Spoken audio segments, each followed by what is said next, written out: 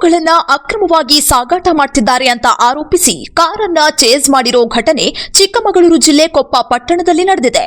ಕೊಪ್ಪದಿಂದ ಕುದುರೆಗುಂಡಿವರೆಗೂ ಬಜರಂಗ ದಳದ ಕಾರ್ಯಕರ್ತರು ಕಾರನ್ನ ಚೇಸ್ ಮಾಡಿರೋದಾಗಿ ಹೇಳಿಕೊಂಡಿದ್ದಾರೆ. ಆದರೆ ಆ ಬಳಿಕ ಕಾರು ತಪ್ಪಿಸಿಕೊಂಡು ಹೋಗಿದೆ ಅಂತ ಆರೋಪ ಮಾಡ್ತಿದ್ದಾರೆ. KA18 MA 9372 ನಂಬರ್ನ XUV ಕಾರ್ನಲ್ಲಿ ದನ ತುಂಬಿಸಿಕೊಂಡು ಹೋಗಿರೋದಾಗಿ ಬಜರಂಗ ದಳ ಕಾರ್ಯಕರ್ತರು ಆರೋಪಿಸಿದ್ದಾರೆ. ಸಂಬಂಧಪಟ್ಟವರ ವಿರುದ್ಧ ಪೊಲೀಸ್ ಇಲಾಖೆ ಕ್ರಮ ಕೈಗೊಳ್ಳದೇ ಇದ್ರೆ ನಾಳೆಯಿಂದ ಅಹೋರಾತ್ರಿ ಪ್ರತಿಭಟನೆ ಮಾಡೋದಾಗಿ ಬಿಜೆಪಿ ಹೇಳಿಕೊಂಡಿದೆ.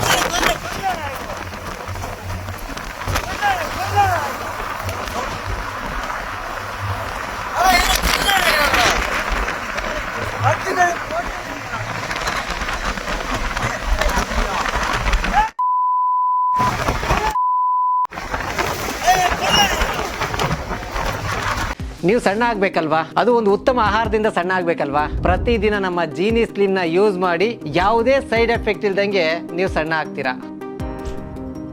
ಇಂತಹ ನೈಜ ಕುತೂಹಲ ಭರಿತ ಸುದ್ದಿಗಳು ನಿಮಗೆ ಸಿಗಬೇಕಂದ್ರೆ ರಾಜ್ಯದ ಪ್ರತಿಷ್ಠಿತ ಜನಪರ ಡಿಜಿಟಲ್ ಸುದ್ದಿ ಮಾಧ್ಯಮ ಪಬ್ಲಿಕ್ ಇಂಪ್ಯಾಕ್ಟ್ ಚಾನೆಲನ್ನು ಯೂಟ್ಯೂಬ್ನಲ್ಲಿ ಸಬ್ಸ್ಕ್ರೈಬ್ ಮಾಡ್ಕೊಳ್ಳಿ.